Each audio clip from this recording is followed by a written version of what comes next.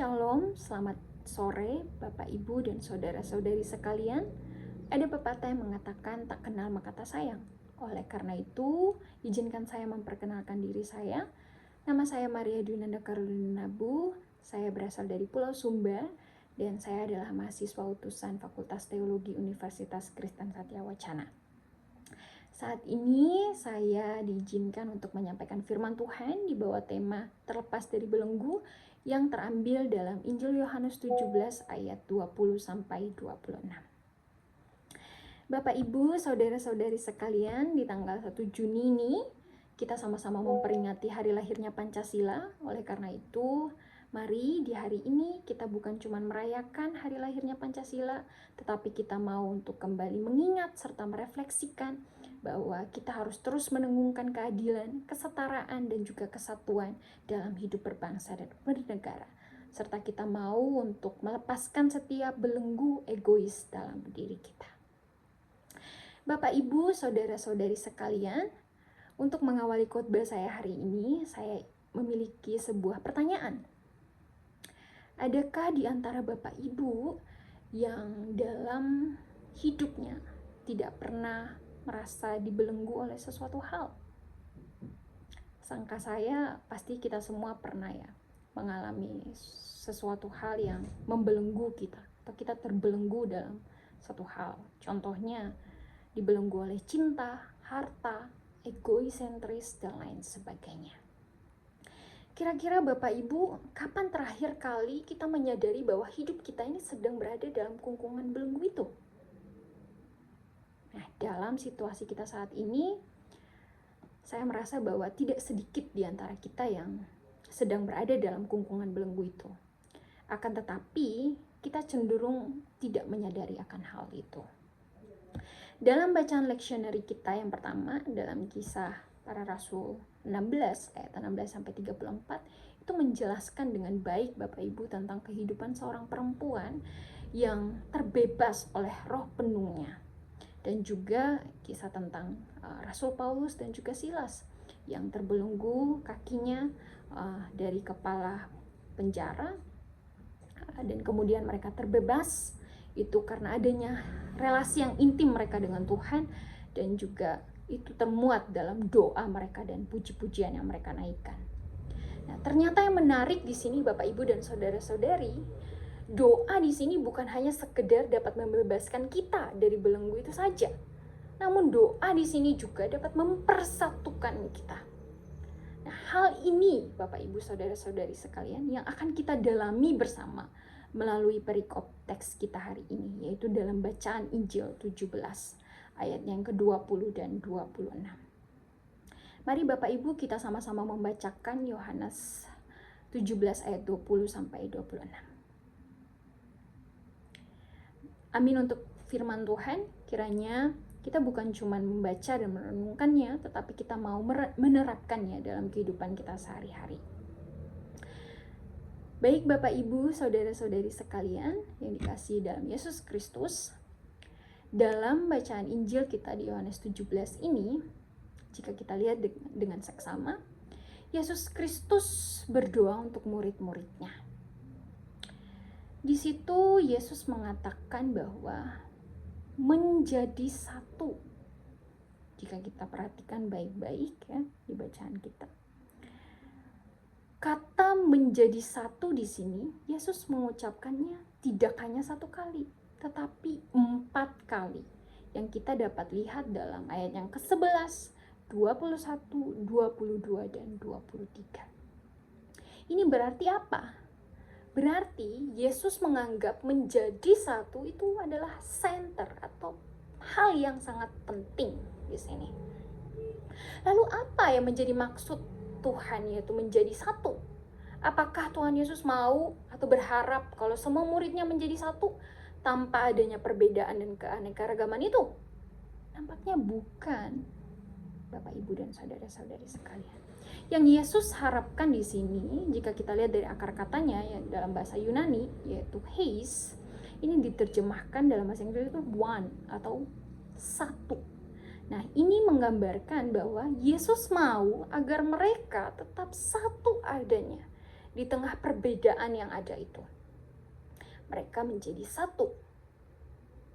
Nah, ini adalah harapan Tuhan dalam doanya. Agar tidak ada celah yang dapat membuat mereka itu terpecah belah. Tapi mereka boleh menjadi satu kesatuan yang utuh di dalam Kristus. Karena sejatinya Bapak, Ibu, dan saudara-saudari semua, hidup dalam kesatuan di antara orang percaya itu menjadi sumber peneguhan yang membebaskan kita dari setiap belenggu yang ada dan belenggu yang mengikat kita saat ini. Yang menjadi pertanyaan adalah, apa belenggu yang mengikat kita saat ini? Stigma sosial terhadap kita. Mungkin ada di antara kita saat ini yang dipandang berbeda oleh sesamanya. Entah karena warna tone kulitnya itu berbeda, atau bentuk rambutnya yang berbeda. Dia dari NTT dan dia dari Jawa.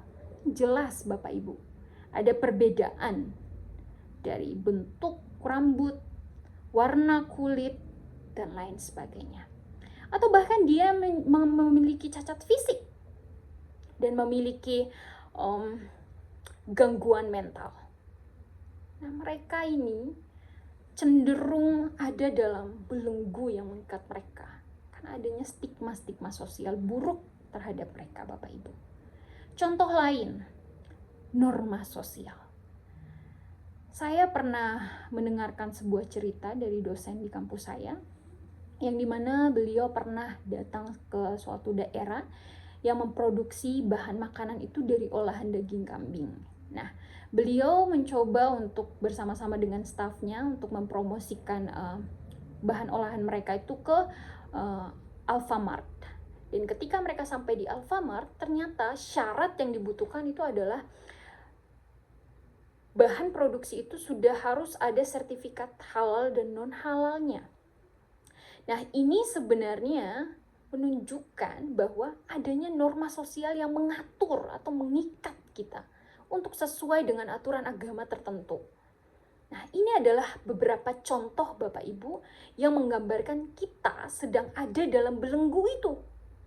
Dan juga jauh daripada itu, kita sering untuk tidak menyadari akan hal-hal seperti ini.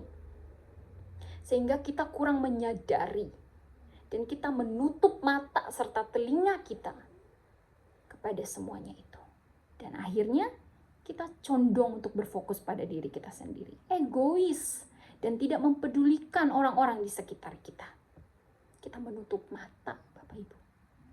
Dengan demikian, dari belenggu itu membuat kita timpang akhirnya, tidak setara, tidak adil kepada sesama. Oleh karena itu, jika kita perhatikan kalimat pertama dalam bacaan kita di ayatnya yang ke-25, di situ Tuhan Yesus mengatakan bahwa, ya Bapa yang adil. Frasa ini menunjukkan bahwa Sang Allah yang disebut Bapa itu oleh Yesus Kristus, itu adalah Bapa yang adil. Bukan hanya adil, Bapak, Ibu, dan saudara-saudari sekalian. Namun dalam akar kata, dalam bahasa Yunaninya adalah dikaios. Atau ketika diterjemahkan dalam bahasa Inggris itu correct.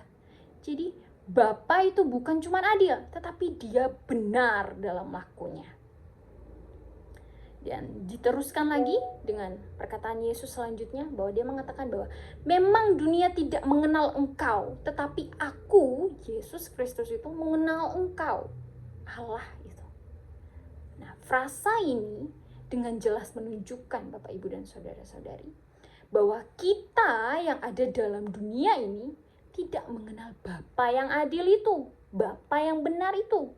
Sehingga kita masih ada dalam kungkungan belenggu itu, Bapak Ibu. Tetapi yang menarik Bapak Ibu, dalam ayatnya yang ke-26, ayat yang terakhir, Yesus Kristus menunjukkan bahwa dia begitu mengasihi kita manusia yang berdosa ini. Dengan cara apa? Dia mau memberitahukan kita tentang kasih Allah itu yang ada di dalam kita. Dan Kristus itu juga ada dalam kita. frasa ini sebenarnya mendidik kita Bapak Ibu dan saudara-saudari sekalian untuk sadar akan apa? Sadar kalau semua yang ada dalam diri kita ini itu adalah inisiatif atau karya Allah dalam Yesus Kristus. Oleh karena itu, jika kita sadar betul akan hal ini, kita tidak akan terkungkung terus-menerus dalam belenggu-belenggu itu tadi. Stigma sosial, norma sosial yang terus mengikat kita. Tidak seperti itu. Namun ketika kita sadar bahwa kasih Allah itu ada dalam diri kita, maka kita akan terbebas dari setiap belenggu-belenggu itu tadi. Dan kita dimampukan untuk hidup dengan adil satu sama lain. Dan bahkan bisa bersatu dengan apa yang Yesus Kristus harapkan dan doakan bagi kita. Di tengah perbedaan-perbedaan itu. Karena itu janganlah kita berfokus pada perbedaan yang ada di antara kita. Namun fokuslah dalam upaya untuk terus membangun kebersamaan satu sama lain. Bersikap adil kepada sesama. Mengasihi sesama dengan kasih yang telah Yesus teladankan. Dan yang paling penting adalah kita mau untuk hidup bersatu dalam Kristus. Sebab sesungguhnya dalam ayat 21 telah ditegaskan bahwa Kristus mau agar kita menjadi satu. Sama seperti Bapa di dalam Yesus dan Yesus di dalam Bapa. Dan kemudian kita ada di dalam Bapa dan juga Kristus. Teruslah mendengungkan suara keadilan dalam hidup kita. Sebab Allah itu adil dan benar. Dan ia tidak akan membiarkan dunia dikuasai atau dibelenggu oleh tindakan orang-orang yang tidak bertanggung jawab. Allah akan menegaskan keadilannya bagi orang-orang benar. Seperti dalam bacaan tanggapan kita tadi dalam Mazmur 97 ayat 2b. Dan pada akhirnya Bapak Ibu saudara-saudari sekalian, Allah akan datang kedua kalinya untuk memberikan upah atas setiap perbuatan kita di bumi. Seperti dalam bacaan leksionari 2 kita yang terdapat dalam Wahyu 22 ayat 12 sampai 21. Saya ingin memberikan sebuah ilustrasi Bapak Ibu dan saudara-saudari sekalian. Ada seseorang yang bernama Peter Senge. Dia adalah ahli learning organization dan dia mengungkapkan bahwa manusia yang hidupnya terbelenggu itu dipengaruhi oleh satu sindrom yang disebut powerlessness atau unworthiness. Ini adalah sindrom ketidakberdayaan atau ketidaklayakan. Rasa ketidakberdayaan ini sangat dapat mempengaruhi banyak hal Bapak Ibu dan saudara-saudari ketika seorang diperhadapkan dengan belenggu-belenggu kehidupannya. Yang menjadi pertanyaan adalah bagaimana supaya kita tetap berdaya dan merasa layak terlepas dari belenggu-belenggu kehidupan kita? Yaitu kita mau belajar dari bacaan kita hari ini. Dari Rasul Paulus dan Silas, dari pemazmur, dan dari kitab Injil Yohanes. Bahwa mereka selalu berdoa dan mengagungkan Tuhan dalam segala keadaan mereka. Karena dengan demikian, kita dapat terlepas dari belenggu-belenggu yang kita alami. Dan dari perenungan kita hari ini, kita dapat belajar 3 hal, Bapak Ibu saudara-saudari sekalian. Yang pertama, hidup setiap orang tidak bisa terlepas dari godaan belenggu. Oleh karena itu, manusia perlu untuk terhubung dengan Tuhan melalui doa dan pujian. Yang kedua, Allah telah meneladankan keadilan dan kebenaran pada dunia. Oleh karena itu, kita harus meresponnya dengan aksi nyata, yakni dengan menjadi manusia yang mau untuk terus menegakkan keadilan. Dan yang terakhir, apa yang kita tabur itulah yang kita tuai. Dan pada akhirnya kita akan menerima hasil dari apa yang kita lakukan di dunia saat kedatangan Allah yang kedua kalinya. Bapak, Ibu, saudara-saudari sekalian, sudahkah kita berkomitmen dalam doa? bukan hanya pada saat kita sedang ada dalam belenggu saja, tetapi dalam segala musim hidup kita.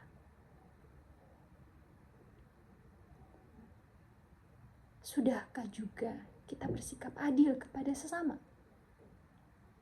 Mengasihi mereka dengan kasih yang tulus, kasih agape itu.